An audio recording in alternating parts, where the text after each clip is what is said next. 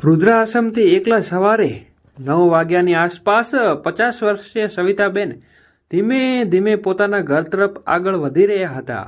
તેને શેરીના ખૂણે એક તરફ તેમની પડોશની બે સ્ત્રીઓ સુષ્મા અને મીનુ દેરાણી બંને સ્ત્રીઓ નીચા અવાજે વાત કરી રહી હતી, પણ જેથી તેમની નજર સવિતાજી ઉપર તરત જ પડતા તે ચૂપ થઈ ગઈ. આંખોનું પ્રતિબિંબ અને પ્રશ્ન તેમના હોઠ પર દૂરથી સ્મિત જોઈને સવિતાજી સમજી ગયા કે વાતચીત ફક્ત તેમના વિશે જ હોવી જોઈએ. સવિતાજી તેમની અવગણના કરીને તે પોતાના ઘર તરફ ચાલ્યા ગયા, પણ થોડો જ ડગલા ચાલીને ત્યાં તેણે સુષ્માના મોઢેથી બરબડતા શબ્દો સાંભળ્યા. તો તે માત્ર મંદિર જવા માટેનું બહાનું છે, તે બીજું કંઈ ન હતું પણ હશે. રામ રામ રામ. આટલા બધા દિવસના અજવાળાના વિધવા થયા પછી પણ આવી ક્રિયાઓ આવું જોઈને આપણા બાળકો શું શીખશે? આવી મહિલાઓ તો સમાજનું વાતાવરણ બગાડે છે. પછી સુષ્માએ મોઢેથી કહ્યું, ભગવાન આપણને આવી સ્ત્રીઓથી બચાવે. બાપા, અમારા બાળકો તેનાથી દૂર રહે. બસ આવા શબ્દો સાંભળીને સવિતાજી પગલાં થંભી ગયા. તેમણે આચાર્યથી તેની સામે જોયું. મીનુ અને સુષ્માનો અવાજ હવે નીચો થઈ ગયો. ત્યારે સવિતાજીએ કહ્યું, તમારા મારે કંઈ કહેવું હોય તો આગળ આવીને કહો. આના ઉપર સુષ્માએ કમર ઉપર હાથ રાખીને જવાબ આપ્યો. હવે શું કહેવું? આખો પડોશન તમારા વિશે જાણે છે. આ બધી વસ્તુઓ અહીં કામ નહીં કરે. આપણે બધા પરિવારના લોકો છીએ. સમાજનું વાતાવરણ બગાડશો નહીં. આમ કહીને બંને ત્યાંથી નીકળી ગઈ. પડોશીઓની વાત સાંભળીને સવિતાજીનું હૃદય ક્ષીણ થઈ ગયું. તે માની શકતી ન હતી કે લોકો તેને કોઈ પણ જાણ્યા વિના એક ક્ષણમાં ખરાબ બનાવી મૂકી. પણ છે ભારે પગલે તેઓ તેના ઘર તરફ આગળ વધી. ઘરમાં પરેશવાની સાથે જ તે દરવાજો બંધ કરીને એક ખુરશી ઉપર બેસી ગઈ. તેની આંખો બંધ થઈ ગઈ, પણ સમાજની સ્ત્રીઓના શબ્દો તેના મનમાં ગૂંજતા હતા.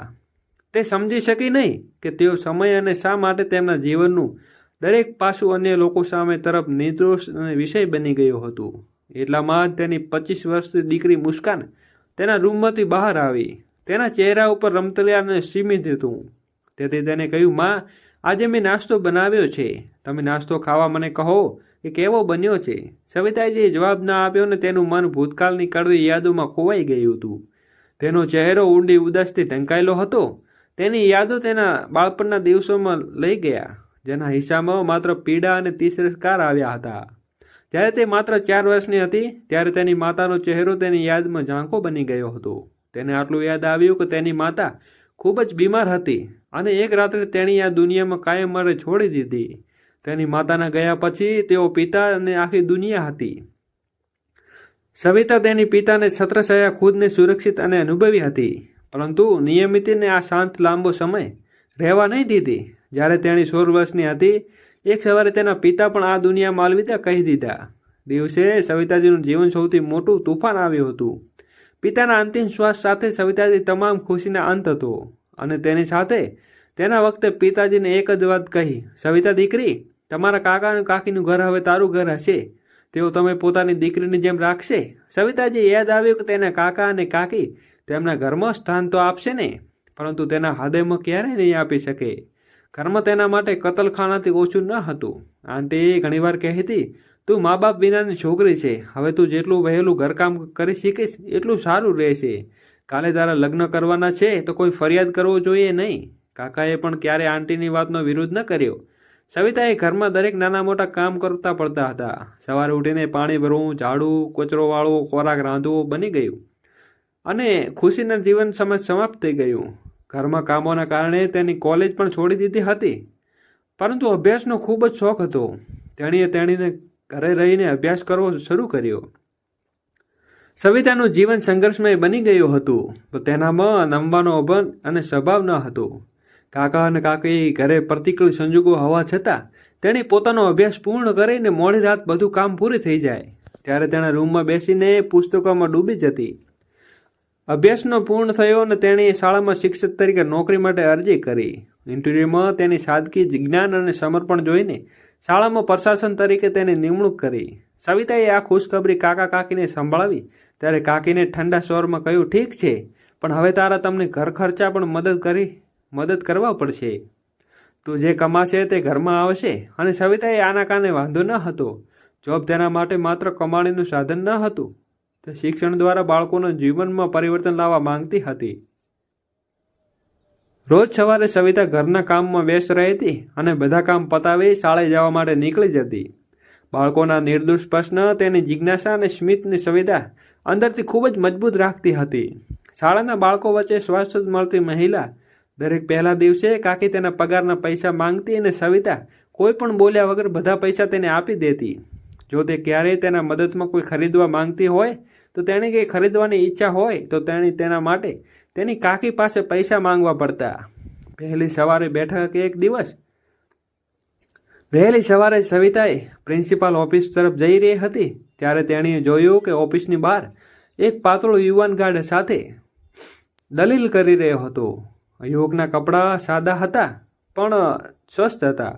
તેની આંખોમાં આશા અને ચહેરા પર સ્મિત સ્પષ્ટ દેખાતી હતી. જુઓ, મને એકવાર પ્રિન્સિપાલને મળવા દો, મારે ખરેખર નોકરીની જરૂર છે, યુવકે આજીજી કરી, પરંતુ ગાર્ડ પાસે ઠંડો જવાબ આપ્યો, ત્યાં સુધી તમારી પાસે તમારા બાયોડેટા કે બધા દસ્તાવેજો છે જ નહીં ને, તમે અંદર જઈ શકતા નથી. હવે પાછા જાઓ અને અહીં દલીલ કરશો નહીં. સવિતાજી થોડી જ વારમાં આ બધું જોઈ રહી હતી, પણ નો સમય હતો એટલે આગળ વધી જ જાય. બીજા દિવસે ફરી તે યુવાન ઓફિસની બહાર ઊભેલો હતો. આ વખતે તેને સીધો સવિતા પાસે મોકલવામાં આવ્યો અને કહ્યું, મેડમ, મારું નામ રમણ છે અને હું અહીં નોકરીનો ઇન્ટરવ્યૂ આપવા માટે આવ્યો છું. ગઈકાલે પણ આવ્યો હતો, પણ ગાડી મને અંદર આવવા નહીં દીધો. કૃપા કરીને મને મદદ કરો, મને નોકરીની સખત જરૂર છે. મારી પાસે તમામ દસ્તાવેજો હતા, પરંતુ મારી બેગ જેમાં દસ્તાવેજો હતા તે ચોરાઈ ગઈ છે. મેં વિજ્ઞાન ક્ષેત્રમાં પોસ્ટ ગ્રેજ્યુએશન કર્યું છે અને મને બાળકોને ભણાવવાનો ખૂબ જ શોખ છે. મારે બસ એક તક જોઈએ છે. એકવાર હું પ્રિન્સિપલને મળવા માંગુ છું. કૃપા કરીને મારો પરિચય આપો, હું તમારો ખૂબ જ આભારી રહીશ. સવિતાએ તેના અવાજમાં સત્યના દેખાણી અને તેણે થોડીવાર વિચાર્યું અને પછી કહ્યું, આવો, હું તમને પ્રિન્સિપલ સાથે પરિચય કરીશ. આ સાંભળીને યુવાની આંખોમાં રાહત ચમકી હતી. જ્યારે ગાર્ડ તેને રોકવાનો પ્રયાસ કર્યો ત્યારે સવિતાએ કહ્યું કે તે મારી સાથે છે, તેને અંદર આવવા દો ને આભાર મેડમ, હું કાયમ તમારો આભારી રહીશ. યુવાને કહ્યું. સવિતા તેને પોતાની સાથે પ્રિન્સિપલ ઓફિસે લઈ ગઈ. તેણે અંદર જઈને પ્રિન્સિપલ સાથે વાત કરી. પછી રમણને અંદર જવા કહ્યું. પછી સવિતાએ તેને ક્લાસ લેવા ગઈ. થોડીવાર પછી સવિતાએ ક્લાસમાંથી બહાર આવી ત્યારે તે સામે એ જ યુવાન રમણ ઊભો હતો. તેની આંખોમાં ખુશી હતી. તેણે સવિતા તરફ જોયો અને હાથ જોડીને કહ્યું, મેડમ, જો તમે આજે મને મદદ ન કરી હોત તો કદાચ મને આ તક ન મળી હોત, પણ તમારો ખૂબ ખૂબ આભાર. તમને નોકરી મળી ગઈ છે? સવિતાએ પૂછ્યું. હા, હમણાં માટે મને અહીંયા નોકરી પણ રાખવામાં આવ્યો છે, પણ મારે આ બધા માટે ડોક્યુમેન્ટની કોપી વહેલી તકે ઓફિસમાં જમા કરાવવાની રહેશે. જો મારી નોકરી કન્ફર્મ થશે તો રમણે થોડા ખટખટાટી કહ્યું. પછી તેણે પૂછ્યું, મેડમ, તમને ખબર છે કે અહીંયા કોઈ ઘર ભાડે મળે છે કે નહીં? અહીં આસપાસના મને એક ઓરડો મળે તો પણ પૂરતું છે. સવિતાએ થોડીવાર વિચાર્યું અને પછી કહ્યું, ખરેખર હું મારા કાકી સાથે રહું છું. તેમના ઘરમાં ઉપરના માળે એક ખાલી ઓરડો છે જે તેને ભાડે આપવા માટે માંગે છે. જો તમે ઈચ્છો તો તમને એ રૂમ હું જોઈ શકું છું. આ સાંભળીને રમણના ચહેરા ઉપર સ્મિત આવી ગયું. હા મેડમ, તે ખૂબ જ સરસ રહે છે. બોલો, તમારે ક્યારે જવું છે? તેની તૈયારી જોઈ લો. સવિતાએ કહ્યું, તમારી પાસે સમય હોય તો રજા પછી જઈને. હા મેડમ, ઠીક છે. તો સવિતા અને રમણનો અનોખો સંબંધ. સવિતા કાકી ઘરની બહાર આંગણે બેઠી હતી. આંટી, આ રમણને અમારી શાળામાં નવા શિક્ષક તરીકે નિમણ છે. તેમને ભાડે રૂમની જરૂર છે. આંટીએ રમણને માથા અને હાથ પગ સુધી એક ક્ષણ માટે પણ જોયો અને પછી હળવા ચહેરા સાથે કહ્યું, ઠીક છે, પરંતુ ભાડું અગાઉ મળી જવું જોઈએ અને વીજળી બિલ તો પાણીનો ખર્ચ અલગથી લેવામાં આવશે. રમણે તરત જ કહ્યું, હા, બધું હું સ્વીકારું છું, પણ અત્યારે મારી પાસે એડવાન્સ આપવા માટે કશું નથી. અને આ સાંભળીને કાકી ગુસ્સે થઈ ગયા અને બોલ્યા, ઓહો વાહ, અમે તો અહીંયા મફતમાં રૂમ આપવાનું શરૂ કર્યું છે જાણે. સવિતાએ કહ્યું, આ શું નાટક છે મમ્મી? શું તમે જાણો છો કે આવાસના ખર્ચમાં કેટલો વધારો થયો છે? અને એની ઉપર આવા લોકોને લાવી જેનું ભાડું પણ નથી ભરી શકતા. આંટીએ રમણ તરફ ગુસ્સાથી જોયું ને કહ્યું, તમારી પાસે પૈસા ન હોય તો હું કોઈ બીજી જગ્યાએ શોધો. અહીંયા તમારે રહેવા માટે કોઈ પણ જગ્યા નથી. આટલું કહીને કાકી ઘરની અંદર જવા લાગી. સવિતાજી તેમની પાછળ પાછળ ગઈ ને કહ્યું, કાકી ઉપનો આપણને ફાયદો થશે. તેને હમણાં જ નોકરી મળી છે. થોડો સમય આપો તો પગાર આવતા જ તેઓ ભાડું અને એડવાન્સ પણ ચૂકવી દેશે. હું તમને ઓળખું છું, તે ખૂબ જ સારા વ્યક્તિ છે. આ સાંભળીને કાકીએ ગુસ્સાથી સવિતા સામે જોયું અને પછી થોડીવાર વિચાર્યા પછી કહ્યું, ઠીક છે, પણ યાદ રાખજો, જો ભાડું નહીં મળે તો હું તમારે આ રૂમ ખાલી કરી દઈશ. તેને રૂમ બતાવ્યો. આટલું કહીને આંટી અંદર ગયા. રમણે કહ્યું, આભાર તમારો, આ ઉપકાર હું જીવનભર યાદ રાખીશ.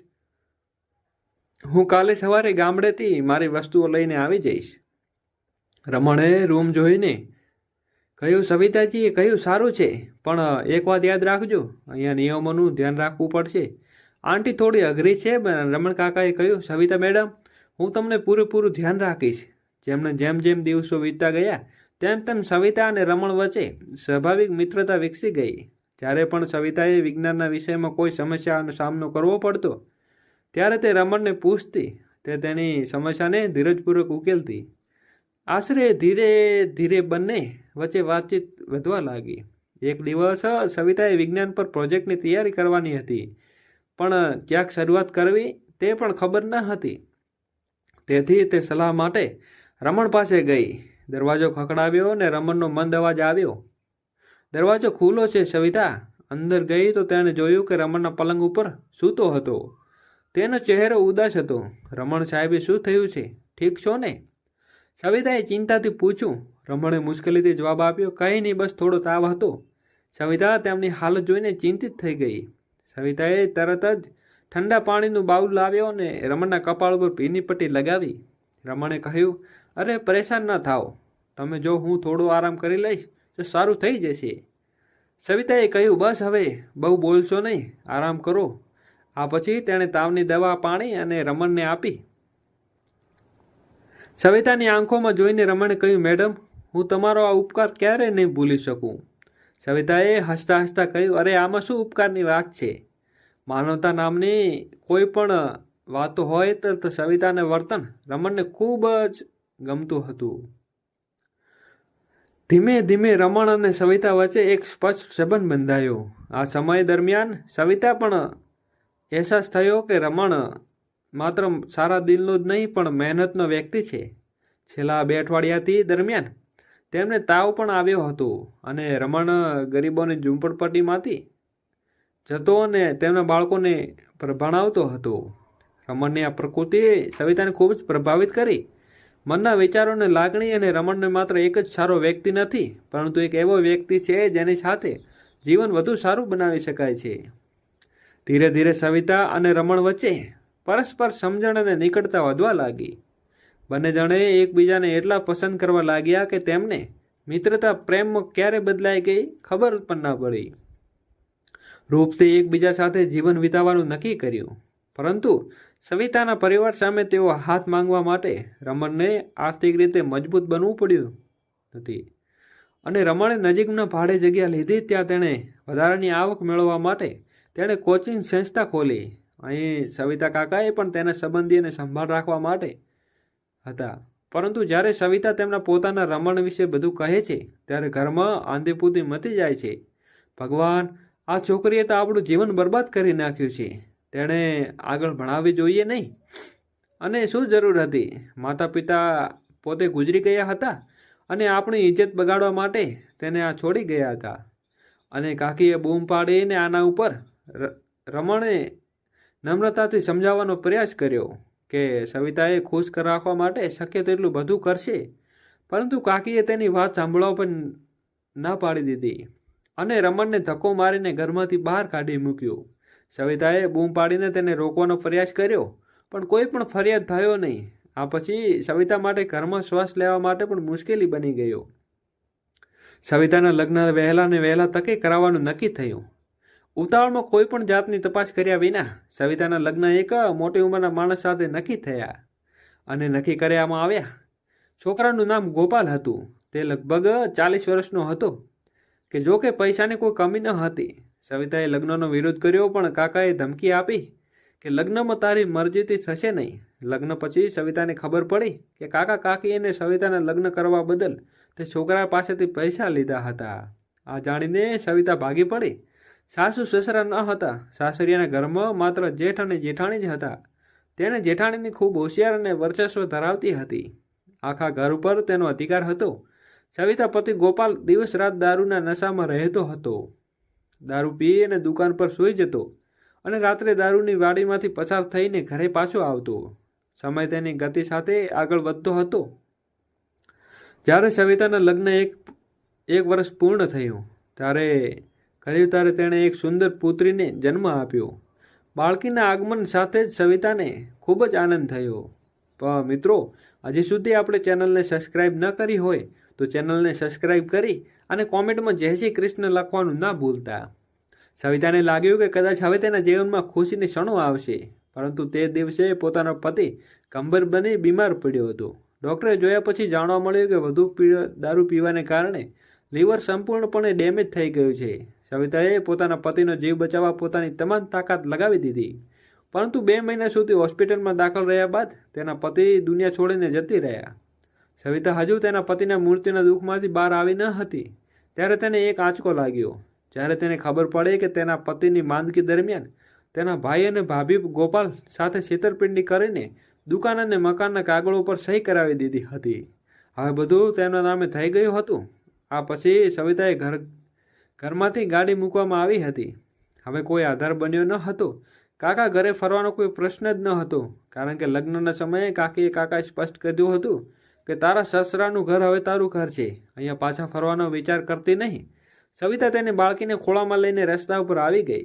છેવટે તેને જૂની શાળાનો પ્રિન્સિપલ સુમિત્રા મેડમનો વિચાર આવ્યો.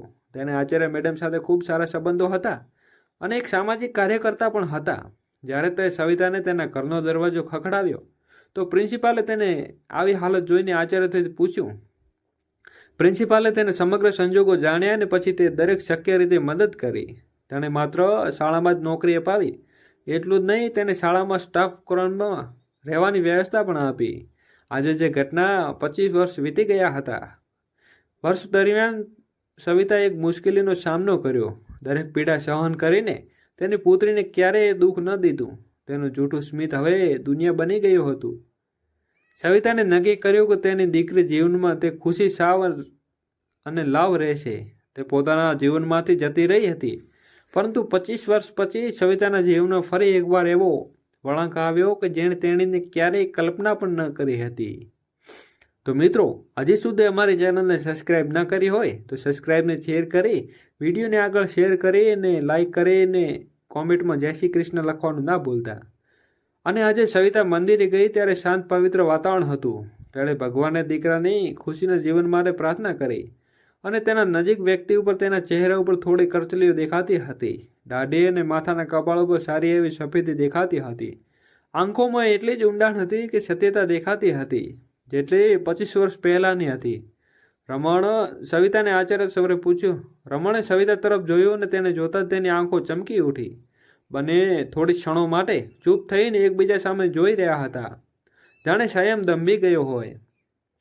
સવિતા અને રમણના અવાજને આચાર્યને ખુશીથી મિશ્રણ થયું, પણ સવિતાએ સફેદ સાડીમાં જોઈને રમણ સ્પષ્ટ થઈ ગયો. કેમ છો રમણ? આ કહેતી વખતે સવિતાના આંખમાંથી આંસુમાં ભરાઈ આવી અને ત્યારબાદ બંને થોડી વાર માટે માત્ર મૌન જ નહીં, પરંતુ રમણે પોતાની જાત ઉપર કાબુ રાખ્યો અને કહ્યું, જેમ તું મને છોડી ગઈ હતી તેમ કેમ છો? સવિતાએ આટલા વર્ષો ક્યારેય વિચાર્યું ન હતું કે હું તમને અહીં મળીશ. સવિતાએ હળવા સ્મિત સાથે જવાબ આપ્યો અને કહ્યું, હું ઠીક છું, પણ જીવને ઘણું બધું બતાવ્યું છે. આવો આપણે જઈને બહાર બેસીએ. બંને મંદિરની બહાર ખૂણા ઉપર બેસી ગયા. સવિતાએ રમણને છેલ્લા પાછલા જીવન વિશે કહ્યું અને રમણ ચૂપચાપ સાંભળતો રહ્યો. સવિતાને જોઈ શકતો ન હતો અને રમણ કેવી રીતે અહીંયા ત્યાં જોવાનું ઢોંગ કરે છે, પરંતુ પ્રયત્ન કરી રહ્યો હતો. તેની આંખોમાં આંસુ છુપાવવાની તમને સહન કર્યું છે અને હું તમારા માટે કંઈ કરી શક્યો નહીં. રમણે ભારે અવાજે કહ્યું, સવિતા, આજે પોતાનું આંસુ લૂછવા માટે કદાચ આ બધું મારા નસીબમાં હશે, પણ મારી દીકરી મારી જિંદગી છે અને બસ હવે એક સ્મિત જોઈને આ બધી તકલીફો સહન કરી લે. અને કરવાની શક્તિ મળી જાય. આ પછી સવિતાએ રમણને પૂછ્યું કે તમે અમારા વિશે કંઈ જાણો છો? ત્યારે રમણે સવિતાને ના પાડી. અને ત્યારબાદ સવિતા સારા લગ્ન ગયા પછી જાણે મારા જીવમાંથી બધા રંગો ગાયબ થઈ ગયા હોય. મેં ક્યારેય કોઈ બીજા વિશે વિચાર્યું પણ નથી. તું મારો પહેલો અને છેલ્લો પ્રેમ હતો. હું તો તારી યાદો પર જીવી રહ્યો હતો.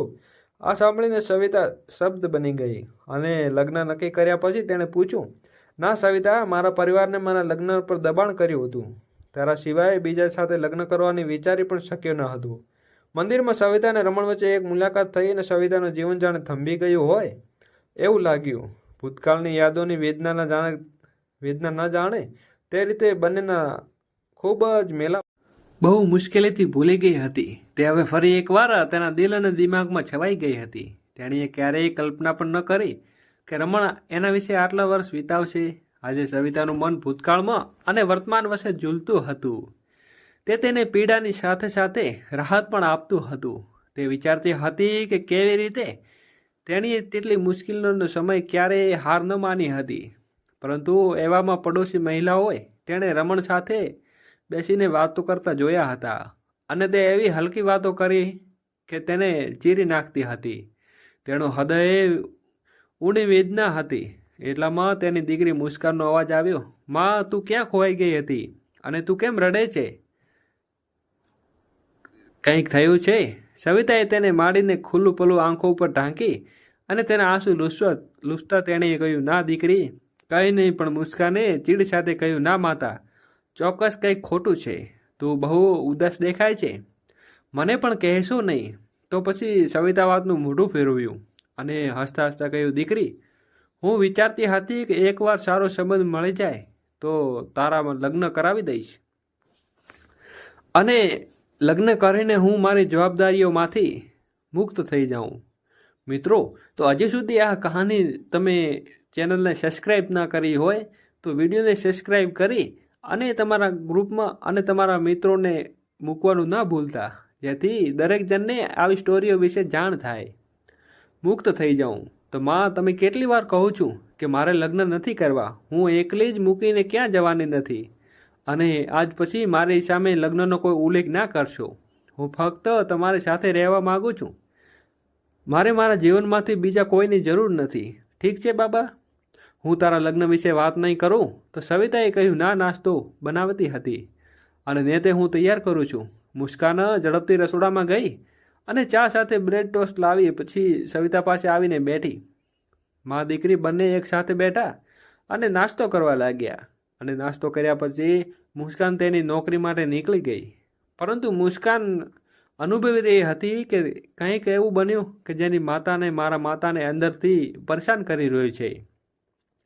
મુસ્કાનના ગયા પછી સવિતા ફરીથી તેની ડાયરી કાઢી અને તેના ઉપર તેણીએ ઘણીવાર તેના હૃદયની સ્થિતિ વિશે, તેના હૃદયની દરેક પીડા અને તેની ભૂતકાળની જીવવા માટે તે ડાયરીમાં નોટ કરતી હતી. અને ટૂચકાઓ અને તેણીએ બેઠેલી દરેક મુશ્કેલીઓ તે જગ્યાએ તે લખતી હતી. તેની અંદરથી તૂટી ગઈ હતી તે બધી કહાનીઓ. તેના મુસ્કાનને ઘણીવાર લાગ્યું કે તેની માતા હવે પહેલાં જેવી નથી રહી.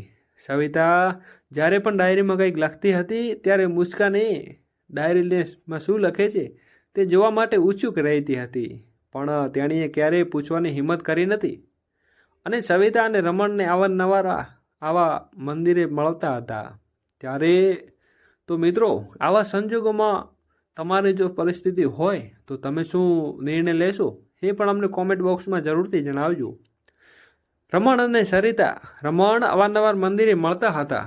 ક્યારેક રમણ પણ ફોન કરી લેતો અને હળવાશથી સવિતાને ખબર પૂછી લેતો અને પછી ધીમે ધીમે વાતચીત ઊંડી જતી રહી. તેમની વાતચીત ક્યારેય ખૂબ લાંબી ન હતી, પરંતુ તે થોડા મિનિટોમાં તેમની વચ્ચે લાગણીઓ વ્યક્ત કરતી રહેતી હતી.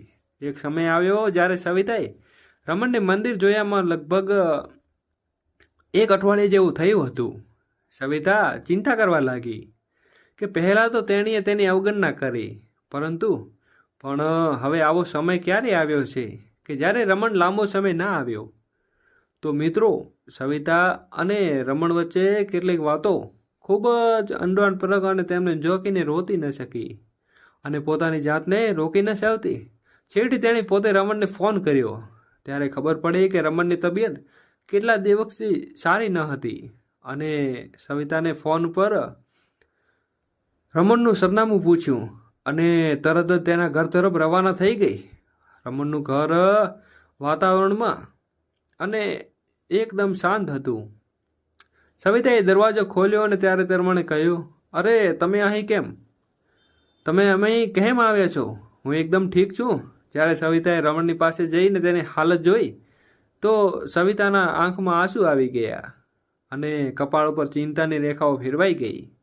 તો મિત્રો, આવી લાગણી અને પ્રેમ વિશે તમારે જો કોમેન્ટ બોક્સમાં કોમેન્ટ કરશો તો ફરી નવા વિડીયો સાથે હું આવા નવા વિડીયો લાવતો રહીશ અને આવા હૃદય ઝડપી વાર્તાઓ તમને ક્યારેય નહીં ભૂલવા દઉં. સવિતાએ કપાળ ઉપર ચિંતાની રેખાઓ ફેલાઈ ગઈ. રમણની હાલત જોઈને તેનું હૃદય આંસુઓથી ભરાઈ આવ્યું. રમણ ખૂબ જ નબળો અને થાકેલો દેખાતો હતો. દવાની વાત તો તે ભૂલી જાઓ. રૂમમાં યોગ્ય ભોજનની વ્યવસ્થા પણ ન હતી. તમે ડૉક્ટરને બતાવ્યો? સવિતાએ પૂછ્યું. ના, હું મારી જાતે જ ઠીક થઈ જઈશ, રમણે આકસ્મિક રીતે કહ્યું હતું. પણ આજે જ્યારે તું 25 વર્ષ પહેલાં જેવો સમય હતો, જેવો તો સાવ બેદરકાર અને સવિતાને રમણને ઠપકો આપતા ગુસ્સામાં કહ્યું હતું. અને રમણ હસ્યો કે તમારી હાલત જો જુઓ, તમે એવું લાગે છે કે તમે ઠીક છો. ચાલો આપણે ડૉક્ટર પાસે જઈએ. હું કોઈ બહાનું નહીં સાંભળું, સવિતાએ બહુ અધિકાર સાથે કહ્યું. રમણે થોડો પ્રયાસ કર્યો અને પણ સવિતાની જીદ માની લીધી. સવિતા અને ડૉક્ટર પાસે લઈ ગઈ. ડૉક્ટરે રમણની તપાસ કરી અને સારવાર માટે કરી અને દવાઓ આપીને પછી ઘરે પાછા જવા કહ્યું. તો મિત્રો, આવી કહાની આપણા જીવનમાં પણ આજુબાજુ દરેક પ્રસંગે બનતી હોય છે. તો મિત્રો, પ્રેમ કરવો એ પણ કોઈ ખોટું નથી. તેની સાથે પ્રેમ સાથે નિભાવવું એ પણ ખૂબ જ અઘરું કામ છે. તો પ્રેમ કરો તો ચોક્કસપણે નિભાવો. દવા આપીને પછી ઘરે જવાનું કહ્યું. હળવું ભોજન કરવા સમજાવવાનો પ્રયાસ કર્યો. મનમાં નહીં કરતા રમણ અને સવિતાએ કહ્યું, ચૂપચાપ બેસો અને તમારું જરા પણ ધ્યાન રાખ્યું નથી. હવે તમારે મારી વાત માનવી પડશે.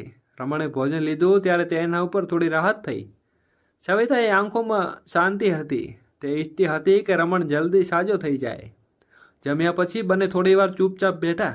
થોડી વાર પછી રમણે થોડા ખચખડાટ સાથે કહ્યું, સવિતા, તને સાંભળવામાં થોડું અજગતું લાગ્યું છે, પણ મારે તને કંઈ કહેવું છે. તો મિત્રો, શું હતી? સવિતાએ તેની સામે જોયું ને શું વાત છે? રમણે સવિતાને હળવેથી પૂછ્યું. રમણે ઊંડો શ્વાસ લીધો અને કહ્યું, જીવને આપણા બંનેનું ઘણું બધું બતાવ્યું છે. હું તારા વગર જીવતા શીખી ગયો અને તે પણ જીવનમાં ઘણો સંઘર્ષ જોયો છે. પણ મારે તેને પૂછવું હતું કે શું આપણે બંને ઉંમરના તબકે એકબીજાના સહારો બની શકીએ? આ સાંભળીને સવિતા આશ્ચર્યચકિત થઈ ગઈ અને તેની આંખોમાં લાગણીનું તોફાન ઉડવા લાગ્યું. તેણીએ રમણ તરફ જોયું તો કંઈ બોલી ન શકી.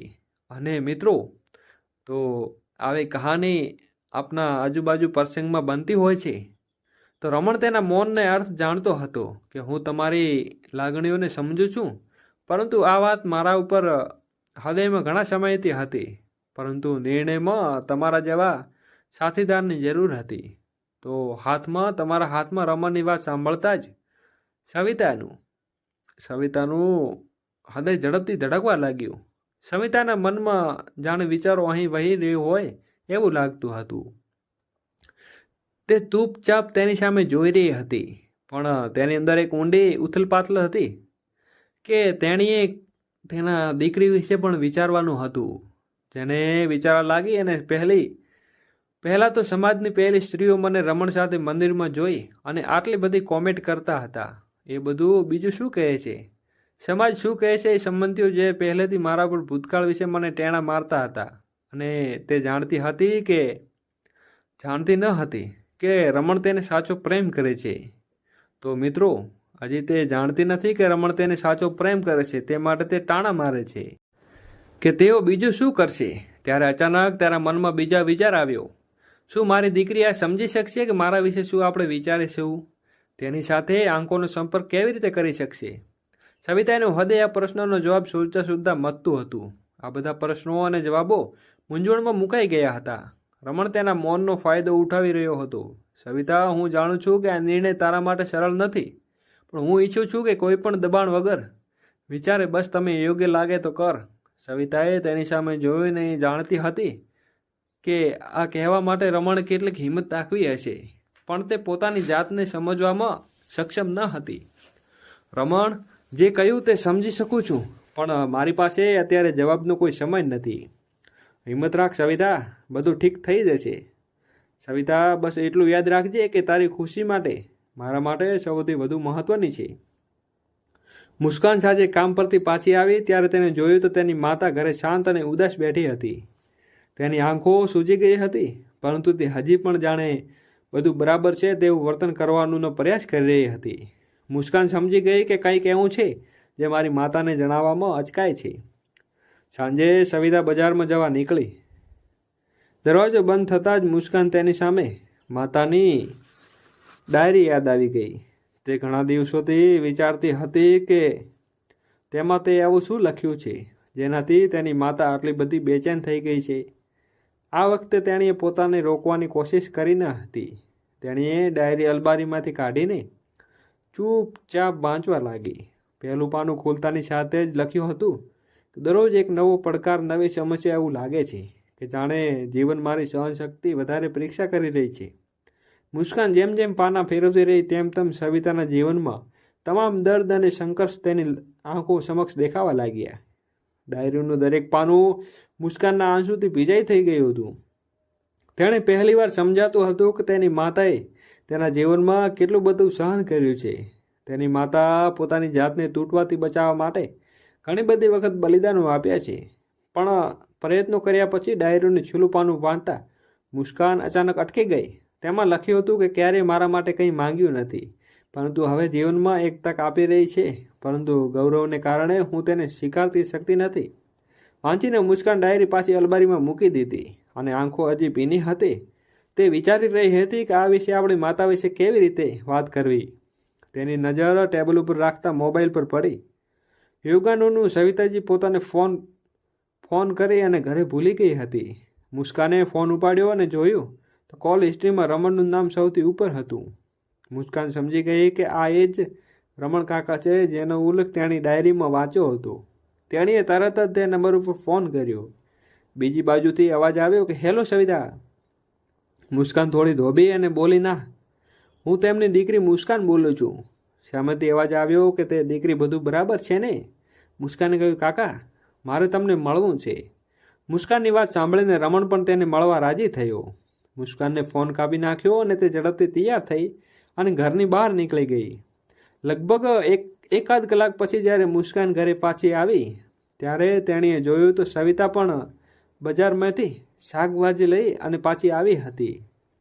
કવિતાએ કહ્યું, દીકરી, તું ક્યાં મને કહ્યા વગર ક્યાં ગઈ હતી? માં, હું તમારી ડાયરી વિશે જાણું છું. મેં એ બધું વાંચ્યું છે કે હા, એ રમણ કાકા સાથે પણ વાત કરી છે. તેઓ ખૂબ સરસ જ વ્યક્તિ છે ને? સવિતા ચોંકી ગઈ ને અવાજક રહી ગઈ. ત્યારે મુસ્કાને કહ્યું, માં, તમે તમારી આખી જિંદગી બીજા માટે જીવી છે. હવે સમય આવી ગયો છે કે તમે તમારી ખુશી માટે જીવો અને વિચારોને જીવનમાં આગળ વધો.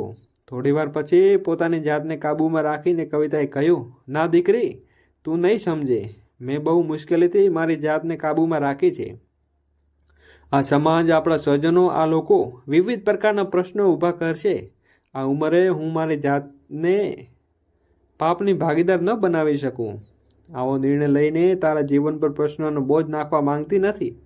લોકો વાતો કરશે અને ટોણા મારશે. એમાં મહિલા તેની દીકરીના લગ્નની ઉંમરે પોતાના પરિવારને બનાવી રહી હતી. અને હું તમને શું જવાબદારી આપીશ? જેની સૌથી અગત્યની શું છે, આ સહન કરી શકીશ? પછી મુસ્કાને આશ્ચર્ય સાથે પૂછ્યું, માં, આ સમાજ તમારી સાથે ક્યારે ઊભો રહ્યો છે કે જ્યારે તમે અહીંયા આવ્યા છો ત્યારે કોઈને તમે મદદ પણ કરી છે? શું કોઈ સંબંધી તમારી સંભાળ લેવા માટે આગળ આવ્યો છે? જ્યારે તમે તમારી મહેનતથી ઊભા થયા છો ત્યારે કોઈને તમારા વખાણ કર્યા છે? માં, તું એ જ લોકોની પરવા કેમ કરે છે જેમણે ક્યારેય તમારી પરવા કરી જ નથી? મને ખબર છે કે રમણ કાકા, અમે તમારા દિલમાં કેટલું દર્દ છુપાયેલું છે. તેઓ એવા છે કે તમને ખુશી રાખી શક્યા છે અને હું તમને ખુશ જોવા માંગુ છું. આખરે મુસ્કાનની તેની તક ક્ષમતાની સવિતાજી આખો સંબંધ માટે મનાવી લીધી. 2 દિવસ પછી રમણ અને સવિતા મંદિરમાં સાદી રીતે લગ્ન કરવાનું નક્કી કરે છે. સવિતાએ વિચાર્યું કે આ નિર્ણય તેના અને રમણના જીવનને એક નવી દિશા આપશે. પરંતુ ઘણીવાર એવું બને છે કે કોઈની ખુશીથી સમાજમાં માર્ગમાં કાંટા અવશ્ય નાખે છે. જ્યારે રમણ કોઈ કામથી સવિતાને ઘરે આવ્યું હતું ત્યારે અચાનક દરવાજો ખટખટાવતો જોરથી અવાજ આવ્યો. સવિતાએ દરવાજો ખોલ્યો તો સામે તેની પડોશન સુષ્મા અને મીનુ ઊભા હતા. તેમણે અગાઉ પણ સવિતાના પાત્રો પર સવાલ ઉઠાવ્યો હતો. તેની પાછળ સોસાયટીના અન્ય કેટલીક મહિલાઓ પણ ઊભી હતી. આ બધું અમે શું સાંભળીએ છીએ? આ ઉંમરે લગ્ન ને પણ કેવી, જ્યારે તમારી પોતાની દીકરી લગ્નની ઉંમર હોય ત્યારે તમને શરમ નથી આવતી? એક સ્ત્રી કટાક્ષ કરતા કહ્યું. બીજી સ્ત્રીએ કહ્યું કે તમે અમારા સમાજની ઇજ્જત બગાડો છો. અહીંયા અમારી દીકરીઓ મોટી થઈ રહી છે અને તમે સવિતાને આવક બની અને ઊભી રહી છે. તેની પાસે શબ્દો નહોતા. રમણે પરિસ્થિતિ સંભાળવાનો પ્રયત્ન કર્યો. પણ જુઓ, આ અમારી અંગત બાબત છે. તમે લોકો બિનજરૂરી રીતે નાટક ના કરો. સવિતાના હાથ ધ્રુજવા લાગતા અને મામલો કેવી રીતે હેન્ડલ કરવો તેને સમજાતું ન હતું. પછી પાછળથી તીખો અવાજ આવ્યો ને ચૂપ. મુસ્કાનના અવાજમાં ગુસ્સો અને નિશ્ચિત બંને હતા. તમે બધા અમારા જીવનમાં દખલ કરનાર કોણ છો? મારી માતાએ તેનું આખું જીવન તમારા સમાજ અને તમારા નિયમો માટે બલિદાન આપ્યું છે. જ્યારે મારા પિતાનું અવસાન થયું ત્યારે મારે માતા એકલા સંઘર્ષ કર્યો છે. અને તમને નથી ખબર કે શું ક્યારે કોઈની મદદ કરી છે? ત્યારે આ સમાજમાં ક્યાં હતો? અને આજે મારી માતા તેમની ખુશી માટે નિર્ણય લીધો છે તો એમાં ખોટું શું છે? અને હું જ્યારે તેની પુત્રી આ નિર્ણયમાંથી તેની સાથે છું તો બધા કેમ નારાજ છો? મુસ્કાનના અવાજથી તેનો નિશ્ચિત હતો કે બધા શાંત થઈ ગયા. પણ મુસ્કાન આગળ બોલી ના. અને મારી માં મારી માટે દરેક જરૂરિયાતો પૂરી કરવા માટે તે પોતાની જાતને ભૂલી ગઈ છે. ત્યારે હું મોટી થઈ ગઈ છું અને ત્યારે તેમના સપનાઓને પણ અંદરથી ખૂબ જ ઉમળકાભેર સ્વીકારવા તૈયાર છું અને દફનાવવા નથી માંગતી. જ્યારે હું કહેતી કે મમ્મી સારા કપડાં પહેરો ત્યારે પણ તે હસીને કહીને છોડને હવે કોણ જોશે. જ્યારે હું ઘરે ન હોઉં ત્યારે માતા પોતાના ભોજન બનાવતી નથી અને વિચારતી હતી કે એકલી માટે શું બનાવું. અને હવે મારા લગ્ન કરવા માંગો છો. વિચારો, જો હું લગ્ન કરીશ તો તેમનું જીવન કેવું હશે? તેમને સાંભળવા કોણ રાખશે અને કોના માટે જીવશે? તેને મને નક્કી કર્યું કે મારી માતા પહેલાં લગ્ન કરશે. જ્યારે હું તે લગ્ન નહીં કરે ત્યાં સુધી હું લગ્ન નહીં કરું. આટલું કહીને મુસ્કાન તેની માતાને ગળે લગાડી રહીને રડી પડી. સવિતાની આંખોમાં પણ મુસ્કાનની વાતના આંસુ આવી ગયા. સમાજની મહિલાઓ હજી પણ એકબીજા સામે જોઈ રહી હતી, પરંતુ કોઈની પાસે જવાબ ન હતો. ત્યારે ભીડમાંથી વૃદ્ધ મહિલા જે અત્યાર સુધી ચૂપચાપ સાંભળી રહી હતી, તેણીએ આગળ આવીને કહ્યું, સવિતા દીકરી, અમે તો હંમેશા તને મહેનત કરતી જોઈ છે.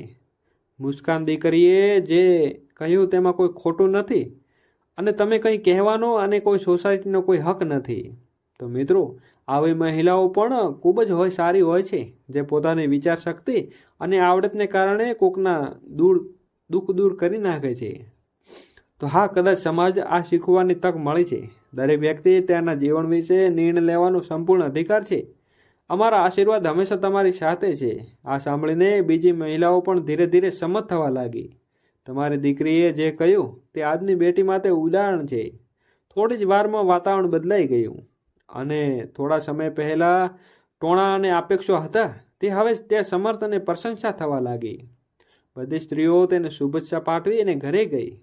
2 દિવસ પછી સવિતા અને રમણ મંદિરમાં સાદગીથી લગ્ન કર્યા. મુસ્કાને દરેક પગલે તેની માતાને ટેકો આપ્યો. આજે તેની માતાને લાલ ડ્રેસમાં જોઈને ખૂબ જ ખુશ થતી હતી. આ ઘટના પછી માત્ર સવિતાનું જીવન પણ બદલાઈ ગયું હતું.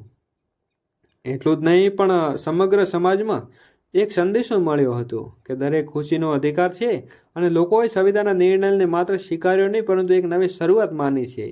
પ્રોત્સાહન આપીને મુસ્કાન તો તેની માતામાં નવું જીવન જોઈ રહી હતી.